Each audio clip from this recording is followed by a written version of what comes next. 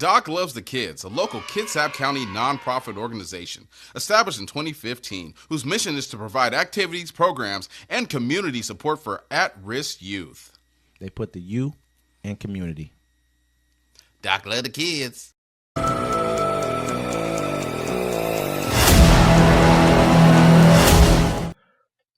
Welcome to Uncommon Courtesy, where we give you the courtesy of conversation that's uncommonly spoke of. I'm D-Mac. I'm Wesley. And this is the show.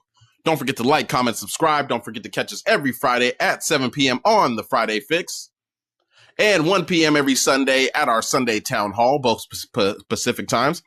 So it looks like self-defense is self-defense unless it applies to the blacks.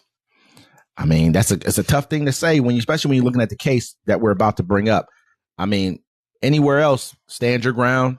Self-defense, they would have been real quick to hand that over. I saw them hand it over to people who there's no self-defense at all. The guys down in, was that Georgia, with the jogger who was running through, and they tried to say they thought he was robbing something from a construction site. Well, they tried to do a citizen's arrest, and he's like, "Who are y'all?" He ran up to the site. They showed the video. He looks at the house and then just keeps jogging.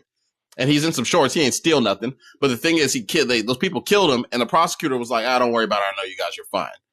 So it took uproar. And then you think Kyle Rittenhouse, his mama drove him across states with a gun he wasn't supposed to have, no way. Trayvon Martin, keep going. We already know. Trayvon Martin, who else just got one? Homeboy that was on the subway. Come on, because the black dude was screaming. And he choked him out. But let's jump into this case right here. Lawyer of teen charged with murder and track meet stabbing releases first statement. The family of 17-year-old student charged with murder and the fatal stabbing of another student at a high school track meet last week is sincerely saddened over the death. The teen's attorney said in their first public statement since the incident, while calling for the public to refrain from rushing to judgment. The incident occurred on April 2nd at a Frisco Independent School District stadium in Frisco, Texas, during a track and field championship involving multiple schools in the district.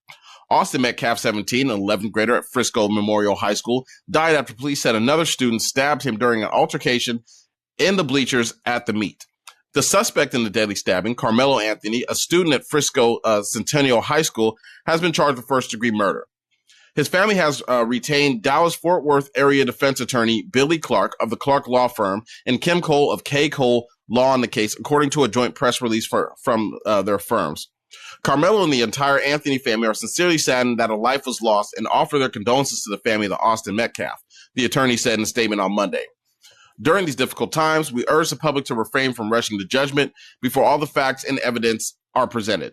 They continue, Karmelo, like all citizens of the United States, is entitled to a fair and impartial legal process. We are committed to ensuring that Karmelo's rights are indeed protected throughout each phase of this criminal justice system. Anthony is being held in Collin County Jail on $1 million bond. The attorney said they plan to work with the Collin County District Attorney's Office to seek a reduced bond and a better determination of the filed charges.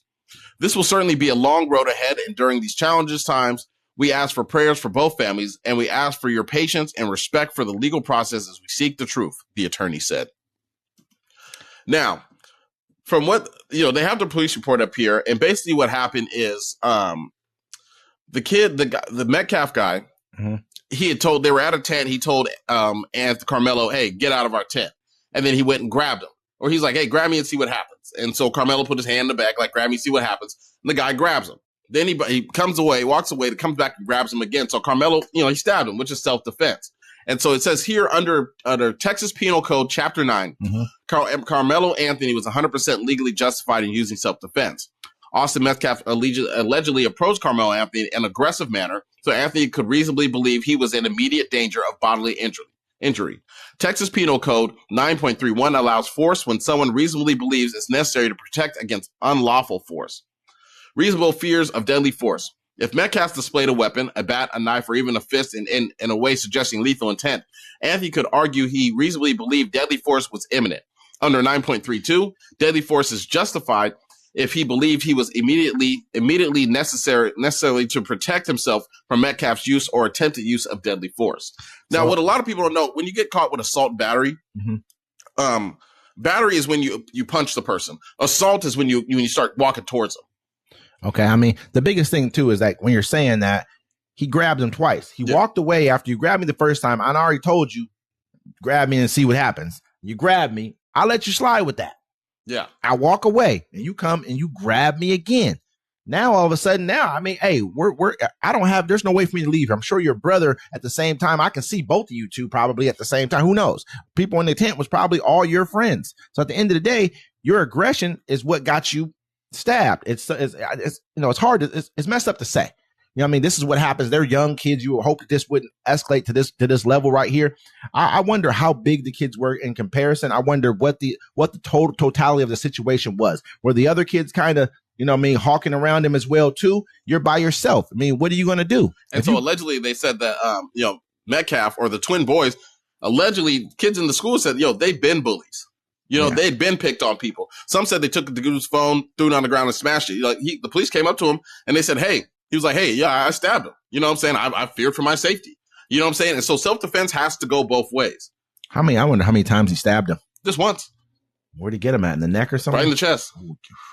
That's just sad, man. It's messed up that it had to get to this level. You know what I mean? But we just referred to several cases where this is law. This is Texas at the same time too. People who live in Texas understand Texas. Texas don't play when it comes to their law enforcement. They don't play when it comes to their, protecting themselves from immigrants. They love to say. Remember, they said if a person walks across your property, they want to be able to kill them for walking across your property, not even doing anything, approaching your property, not even approaching you aggressively. I should be able to shoot you and kill you for that.